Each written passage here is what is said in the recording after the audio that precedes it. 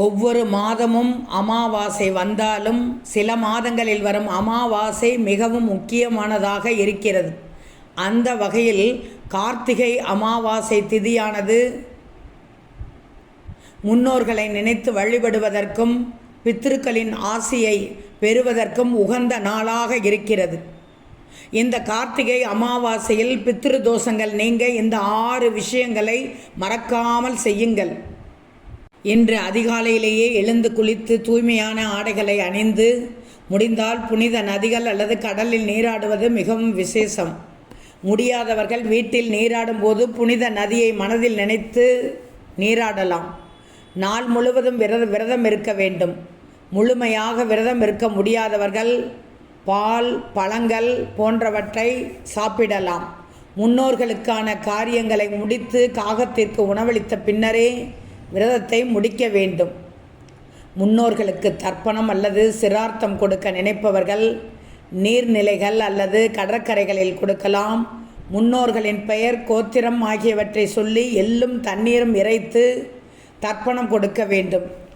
நீர்நிலைகளுக்கு செல்ல முடியாதவர்கள் வீட்டில் முன்னோர்களின் படங்களை சுத்தம் செய்து சந்தனம், குங்குமம், பூக்களால் அலங்கரித்து அவர்களுக்கு பிடித்த உணவுகளை சமைத்து படையிலிடணும்.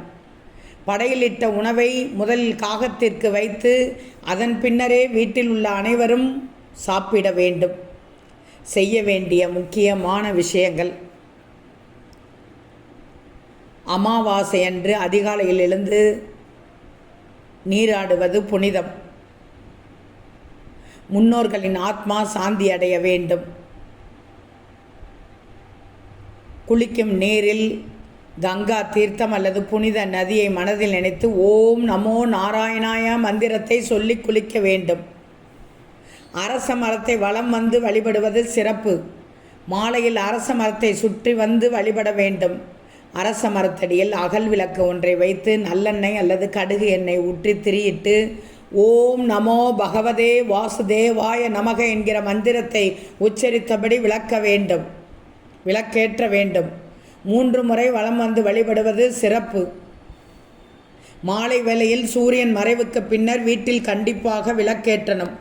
வீட்டின் முற்றங்கள், நிலைவாசல், துளசி செடிக்கு அருகில் விளக்கேற்றுவது சிறப்பு. முன்னோர் வழிபாடு முடிந்த பின்னர் அமாவாசை தினத்தில் குலதெய்வ வழிபாடு செய்வது மிகவும் சிறப்பு. குலதெய்வத்தின் அருளும் முன்னோர்களின் ஆசியும் ஒருங்கே கிடைப்பது மிகவும் மங்களகரமான நாள் இன்றைய கார்த்திகை அமாவாசை. துன்பங்களை நீக்கும், மகிழ்ச்சி கொடுக்கும், வாழ்வில் செல்வம் பெருகும்.